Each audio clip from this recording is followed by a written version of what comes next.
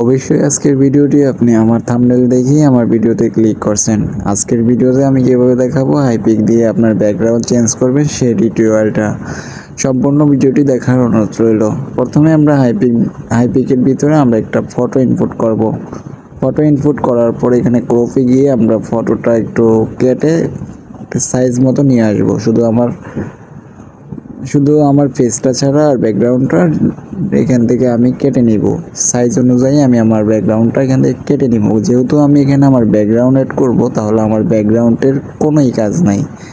তারপরে আমরা এখানে অবজেক্টে ক্লিক করে তারপরে আমরা এখান থেকে এটা ক্রপ করে নেওয়ার পরে আমরা এখানে অবজেক্টে ক্লিক করব। অবজেক্টে ক্লিক করার পরে এখানে আমরা একটা ফন্ট টাইপ করে দেব। সেই ফন্টটা আমি আমার ডেসক্রিপশন বক্সে দিয়ে দিব। দেওয়ার পরে এখানে আমরা 2x রেখে জেনারেটে ক্লিক করব।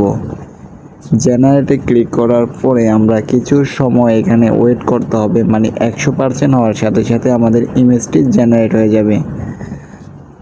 এখানে দেখুন আমারটা, যদি আপনার ইন্টারনেটটা একটু ভালো স্পিড থাকে তাহলে অবশ্যই অনেকটা দ্রুত এখান থেকে জেনারেট হবে।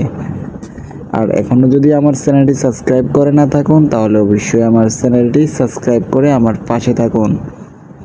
আর নিত্য নতুন ভিডিওর জন্য পাশে থাকা বেল আইকনটি ক্লিক করে দিন। দেখুন গাইস, অল্প সেকেন্ডের ভিতরেই আমাকে 3টি ব্যাকগ্রাউন্ড সিলেক্ট করে দিয়েছে। 3টি থেকে আপনি যে কোনো একটি ব্যাকগ্রাউন্ড এখানে সিলেক্ট করতে পারবেন। যেহেতু আমার যেই ব্যাকগ্রাউন্ডটা আমার ভালো লাগে আমি সেটাতে ক্লিক করব। যেমন আমার 3টা ব্যাকগ্রাউন্ড একবারে হুবহু আমার ফেসের সাথে অ্যাডজাস্ট হয়ে গেছে। তার জন্য আমার এই ব্যাকগ্রাউন্ডটার অরিজিনাল এবং কি ডুপ্লিকেট দেখুন গাইস, বোঝার মতো কোনো ওয়ে নাই। এআইয়ের অসাধারণ একটি কাজ। তারপর আমার এই ব্যাকগ্রাউন্ডটা ভালো লাগছে, অ্যাপ্লাইতে ক্লিক করব। অ্যাপ্লাইতে ক্লিক করার পর আমি উপরে সেভ অপশন আছে, সেভ অপশনে ক্লিক করলে আমার ভিডিওটি সেভ হয়ে যাবে।